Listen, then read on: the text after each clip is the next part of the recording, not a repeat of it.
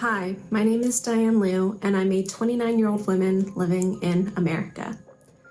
Yesterday, our Supreme Court voted to overturn Roe v. Wade, rolling back our right to a safe abortion. And I can't say that I'm a fan of that decision. This week, I wanted to talk about the importance of sticking together.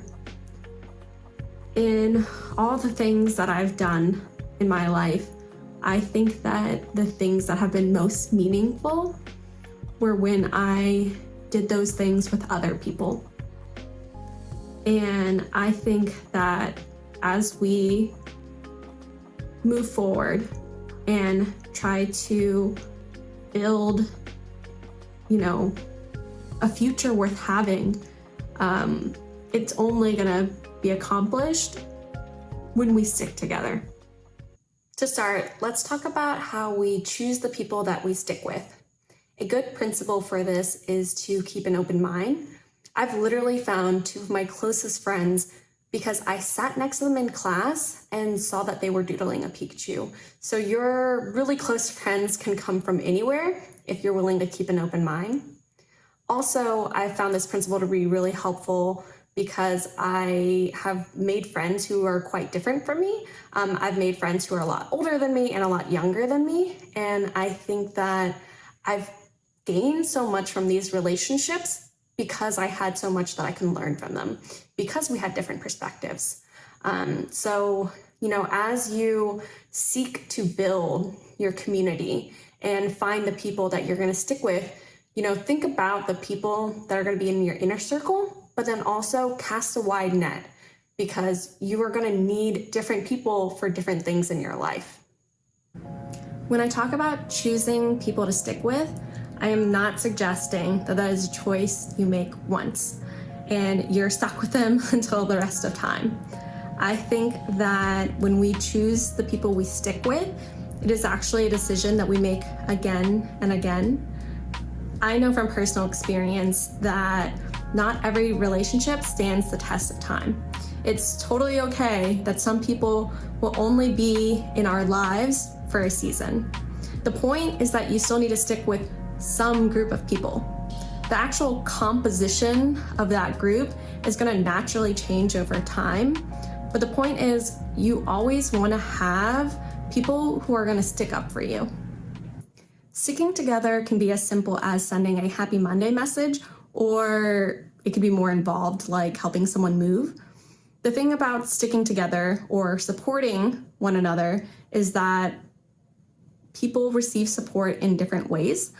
So you want to clarify what support people are looking for and if you can actually meet that need. So for example, sometimes when I launch into a conversation, I will start with, hey, I just need you to listen. I'm just trying to vent. And then that's really all I'm looking for. But in some cases, I might say hey, what do you think about this? I don't know what to make of it. And I'm looking for their advice. So it's definitely more of an art than it is a science, figuring out what type of support people are looking for and what type of support you can provide. But as you're deciding, the kind of support that you provide to others, I would definitely say lean into your strengths. I can talk about personal finance all day, every day, and that is actually a big area in which I, provide support to my friends. And so once you find out what that thing is, maybe a thing or two about cars, or maybe you're really good at picking out outfits, offer your support to other people, and then also be willing to receive support from other people and ask for that support. There's this Ben Franklin story where he is new in town, maybe not, and he asks someone if he could borrow a book from their personal collection. And that man, agreed.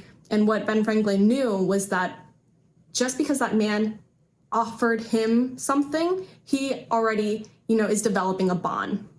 And so I think it's important not only that we give out support, but that we seek it out too. And that's how we develop strong communities.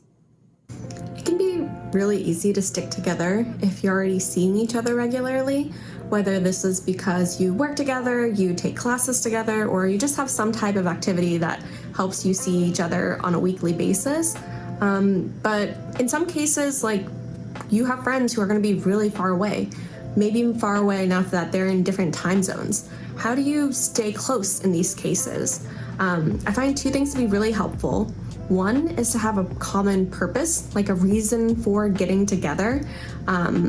For myself, like, I've done this thing where on a weekly basis, I'll check in with people with like their spending habits, and that can be a way for us to connect. Two is to schedule it.